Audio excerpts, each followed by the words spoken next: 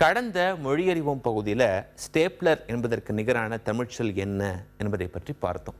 இன்றைய மொழியறிவோம் பகுதியில் இந்த ஸ்டேப்லருக்கு நெருங்கிய தொடர்புடைய ஒரு விஷயத்தை பற்றி, ஒரு பொருளை பற்றி தான் பார்க்க இருக்கோம். அதாவது அந்த பொருளுக்கு நிகரான தமிழ்ச்சொல் என்ன என்பதை தான் தெரிந்து கொள்ள இருக்கோம். அது என்ன தெரியுமா?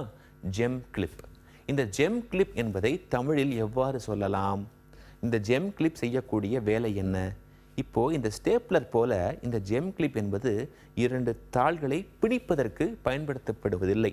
வெறுமனே 2 தாள்களை இணைத்து வைக்கத்தான் இந்த ஜெம் கிளிப் என்பது பயன்படுத்தப்படுகிறது. இதன் அடிப்படையில் இந்த ஜெம் கிளிப் என்பதை தாள் இணைப்பி என்று சொல்கிறார்கள் தமிழ் அறிஞர்கள். மீண்டும் நாளைய மொழியறிவோம் பகுதியில் இதே போல மற்றும் ஒரு பயனுள்ள தகவலோடு சொல்லோடு உங்கள் அனைவரையும் நான் சந்திக்கிறேன்.